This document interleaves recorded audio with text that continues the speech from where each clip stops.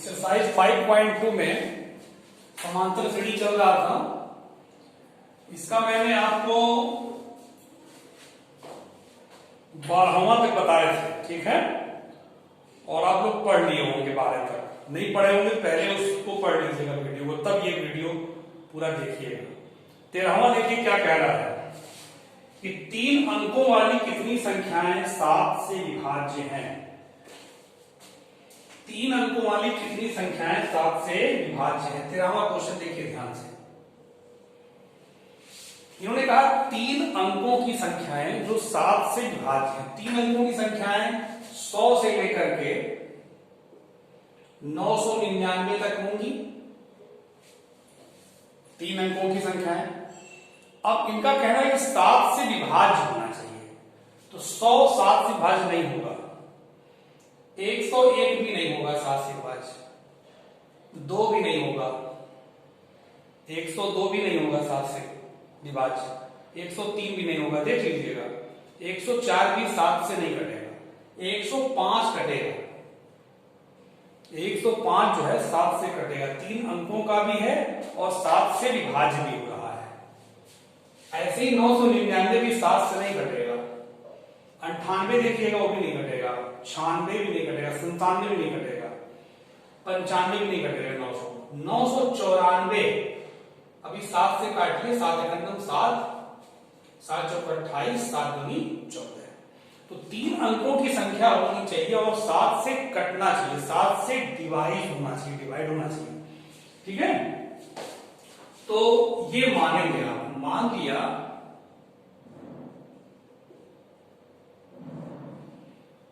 संख्याएं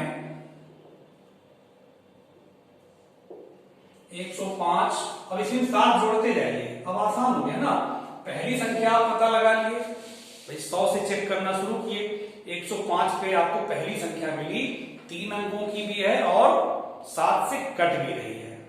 फिर dot dot dot, इसके बाद 7 जोड़ते जाएंगे ना तो आपको मिलता जाएगा। फिर आगे 112, फिर 119, डॉट डॉट डॉट, लास्ट में आपको 3 अंकों की संख्या 994 मिलेगी, क्योंकि 995 7 से नहीं कटेगा, बता चुके ना।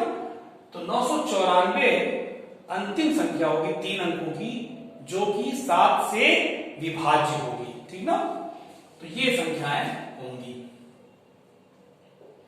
तो ये पूछ रहे हैं कि कितनी संख्याएं होंगी। ये जो संख्याएं 105, 112, 119, फिर 126, फिर साथ साथ जोड़ते जाइए 994 तक आप लिखेंगे। तो इनका ये प्रश्न है, ये कितनी संख्याएं हैं, इन संख्याओं की संख्या बताइए, कितनी संख्याएं ऐसी हैं। ये डॉट डॉट लिखने से नहीं ना गिन पाएंगे, तो हमें बताना है पदों की संख्या।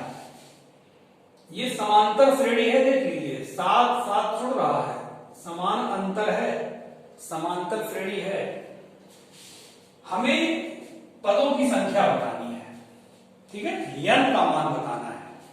तो इसके लिए चलिए लगाते हैं a = 105, प्रथम पद 105, d = a2 - a1, a2 माने द्वितीय पद और a1 माने प्रथम पद, बराबर 7, d आ गया 7।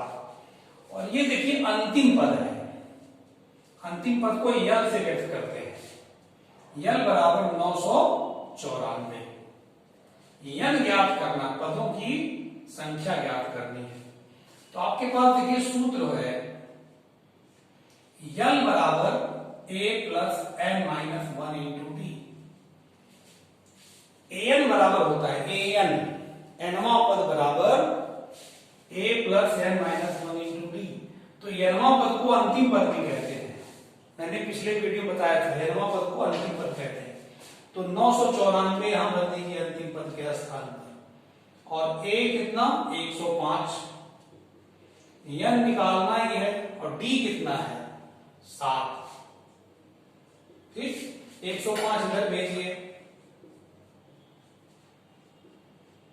n - 8 × 7 घटाइए, तो 14 में से 5 गया 9, 8,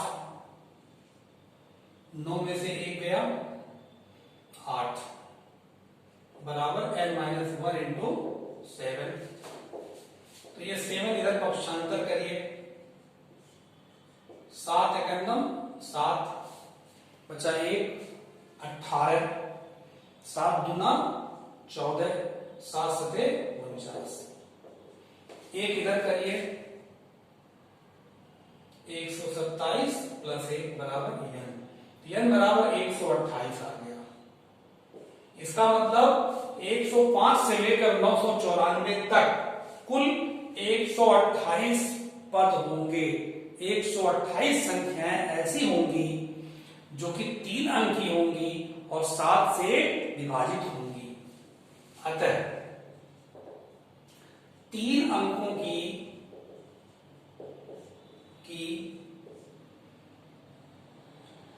7 से विभाज्य होने वाली 128 संख्याएं होंगी। ठीक है, ये आपका आंसर हो गया। इसको नोट कर लीजिए। अब देखिए इसके बाद 14वां क्वेश्चन। सब बड़े अच्छे सवाल हैं, बोर्ड परीक्षा में आएंगे इसी में से। 14वां देखिए क्या कह रहे हैं। 14वां कह रहे हैं कि 10 और 250 के बीच में, 10 और 250 के बीच में 4 के कितने गुणज होंगे। 4 के कितने गुणज होंगे मतलब 4 से विभाज्य होने वाली संख्याएं जो 4 से कट जाएं, तभी तो उसके गुणनखंड में 4 आएगा। जैसे मान लीजिए आप 8 लिखते हैं तो 8 जो है 4 का गुणज है, 4 गुणे 2 12, भी 4 का गुणज है, 4 गुणे 3, जिसमें 4 गुणा के रूप में आए वो 4 का गुणज होता है। 16 भी 4 का गुणज, 4 गुणे 4, 20 ये भी 4 का गुणज है, 4 गुणे 5। तो 4 का गुणा जिसमें होगा वो 4 का गुणज होगा। तो 20 भी 4 का गुणज है, 24 भी 4 का गुणज है। समझ गए ना। तो 10 और 250 के बीच में है ना कितनी संख्याएं ऐसी होंगी जो 4 की गुणज होंगी 10 और 250 के बीच में। तो देखिए 10 तो 4 का गुणज नहीं है, 11 भी नहीं है, 12 शुरू होगा। ये 12 से शुरू होगा, फिर 12 16, ठीक है, 20, 4 जोड़ते जाइए और कहां तक जाएगा जानते हैं, 248 तक जाएगा। अभी 4 से काटिए, 4 6 24, 4 दूना 8, ये हो गया। इसका मतलब 10 और 250 के बीच में संख्याएं जो होंगी 12 से लेकर 248 तक होंगी। यही 4 की गुणज है। हमें बताना ये कितनी संख्याएं हैं, 12 से लेकर 248 तक कितनी संख्याएं हैं ये बताना है। तो आप ये लिख देंगे 10 तथा 250 के बीच की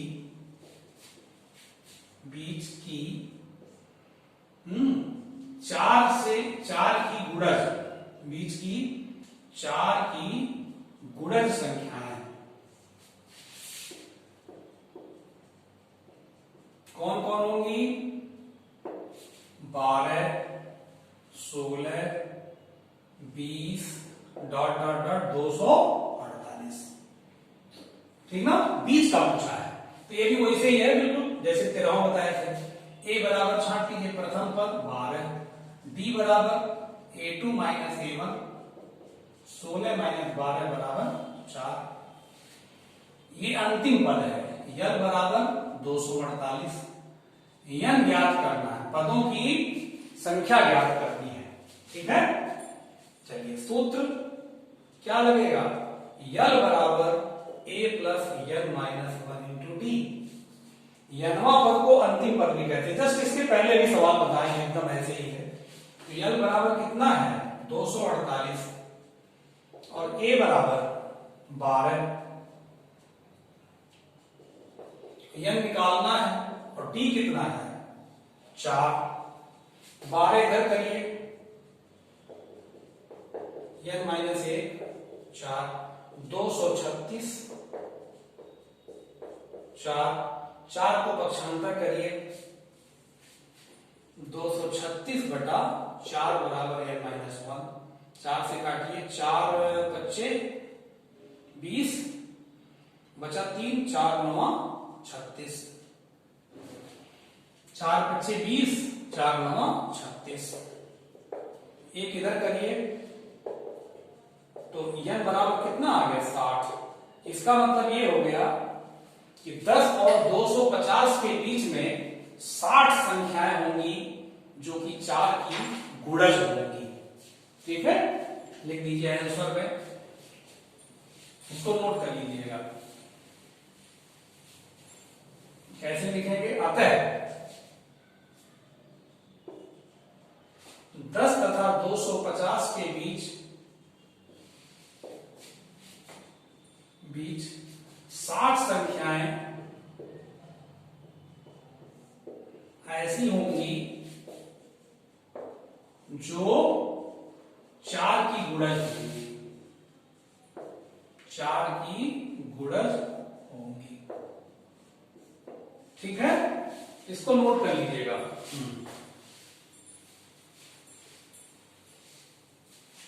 अब देखिए आगे 15वां क्वेश्चन क्या कह रहे हैं, ध्यान से देखिए, बड़े अच्छे सवाल सब है। n के किस मान के लिए दोनों समांतर श्रेणियों 63, 65, 67 डॉट डॉट डॉट और 3, 7, 3, 10, 17 डॉट डॉट डॉट के nवें पद बराबर है। दो श्रेणियां हैं, ध्यान दीजिए, 63, 65, 67 डॉट डॉट डॉट एक श्रेणी ये है, इसका nवां पद निकालना बराबर, ऐसे लिख दीजिए, का nवां पद, का nवां पद बराबर दूसरी श्रेणी कौन है 3, 10, 17 डॉट डॉट डॉट का nवां पद। ये कह रहे हैं कि दोनों श्रेणी, इस श्रेणी का nवां पद और इस श्रेणी का nवां पद दोनों आपस में बराबर है, तो n का मान बताइए। तो प्रश्नानुसार मैंने ये लिखा है। चलिए, बहुत इजी क्वेश्चन है ये। तो इसका nवां पद निकालिए। सूत्र क्या होता है, सूत्र पहले लिख लीजिए सबके लिए, nवां पद बराबर a plus n minus 1 into T. ठीक है, ये सूत्र है, nवां पद बराबर a plus n minus 1 into T. तो इसका nवां पद लिख रहे हैं, देखिए a प्लस मैंने 63, a कितना है 63 plus n minus 1 into D. D का मतलब सामांतर, कितने का अंतर है 65 माइनस 63 करिए 2 आएगा, तो डी बराबर 2। तो इसका nवां पद हो गया ये a plus n minus 1 into D, nवां पद बराबर ये वाला बराबर। फिर इसका nवां पद लिखिए इसी सूत्र से, a प्लस a कितना है 3 प्लस nवां पद n पता ही करना है ना, तो n कहां से कर पाएंगे आप, और d कितना है 10 माइनस 3 करिए, a2 माइनस a1, 10 में से 3 गया 7। ये है पहली श्रेणी का nवां पद, ये इस सूत्र की सहायता से, और ये क्या है दूसरी श्रेणी का nवां पद, इसी सूत्र की सहायता से। ठीक, इसी को सॉल्व करिए। देखिए 63 धन 2 का गुणा n में 2n माइनस 2, ठीक है, बराबर 3 धन 7n माइनस 7। 63 में से 2 गया 61, 7 ऋण 7 है, धन 3 है, ऋण 4 हो जाएगा, धन 7 है। ठीक, अब n को एक साइड में कर लीजिए और संख्या को दूसरे साइड में, तो 61 धन 4, ये ऋण 4 उधर चला गया, 2n इधर करिए, 7n माइनस 2n। ठीक है, तो 61 और 4 65 और ये 5n, तो n बराबर 65/5, तो n बराबर आ गया 13। n का मान पूछ रहे थे, ये लग गया, ठीक ना, आंसर हो गया। नोट कर लीजिए इसको।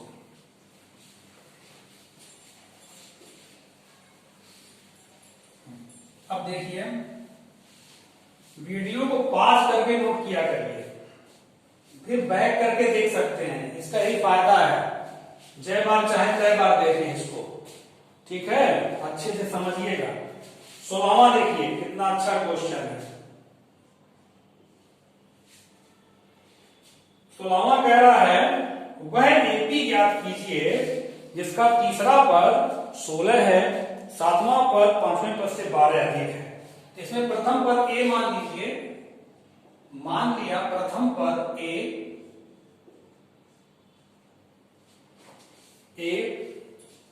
तथा सार्वमांतर डी है।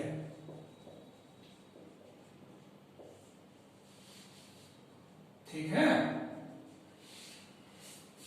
चलिए अब प्रश्नानुसार पढ़ा जाए।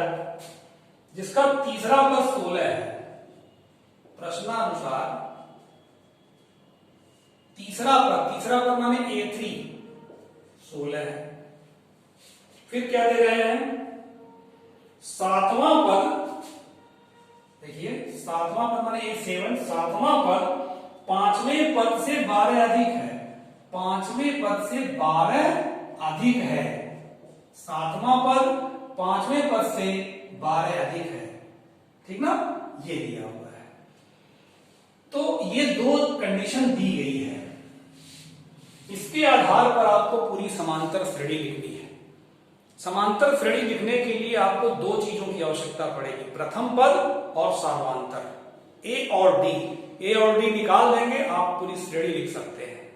बताए हैं, जब ए और डी आ जाएगा तो समांतर श्रेणी लिखने के लिए ए कामा ए प्लस डी कामा ए प्लस 2d कामा ए प्लस 3d ऐसे लिखते चले जाएंगे, है ना।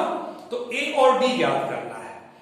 ये दो कंडीशन दी गई है, तीसरा पद 16 और सातवां पद पांचवें पद से 12 अधिक, ये दिया गया है। चलिए निकाला जाए। आपको सूत्र मालूम है, देखिए ध्यान से। यनवा पद बराबर आप लिखते हैं a plus n minus 1 into T, ये लिखते हैं। तो अगर तीसरा पद लिखना हो n की जगह 3 लिख देंगे, सातवां पद लिखना है n की जगह 7, पांचवां पद लिखना है n की जगह 5, बस। तो A3 को चलिए लिखने चल रहा है। A3 क्या लिखें, इसी सूत्र से a plus 3 minus 1 into D बराबर 16 है, तो a प्लस 2d बराबर 16 है, समीकरण नंबर 1। अब इससे आइए, A7 को क्या लिख सकते हैं, a plus 7 minus 1 into D. इस सूत्र से an बराबर इतना लिख सकते हो, तो A7 बराबर इतना लिख सकते हो, कितना आसान है। A5 को क्या लिख सकते हो, a plus 5 minus 1 into D plus 12 तो पहले से है ना, लिख सकते हैं। तो a प्लस 7 में से गया 6d और 5 में से गया 4d धन 12 पहले से। a कट गया, 4d इधर करिए, 6d माइनस 4d बराबर 12, 2d बराबर 12, d बराबर 12/2 बराबर 6। तो d बराबर कितना आ गया, d बराबर आ गया 6। ठीक है, अब इसी d का मान आप समीकरण 1 में रख दीजिए। d का मान समीकरण 1 में रखने पर देखिए a और d निकालना है, a और d निकल जाएगा तो समांतर श्रेणी डालेंगे आप। d का मान समीकरण 1 भर रहा है, समीकरण 1 है a धन 2d बराबर 16, a धन 2d, d का मान निकला 6, तो a धन 12 बराबर 16, a बराबर 16 माइनस 12, a बराबर 4, a आ गया d आ गया। अब समांतर श्रेणी चलिए लिखिए, इसको नोट कर लीजिए। अतः समांतर श्रेणी एपी लिखना है, कह रहे हैं एपी लिखिए।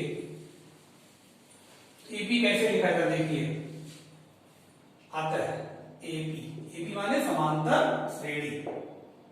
एपी होगा ए धन डी, ए धन 2d डॉट डॉट डॉट।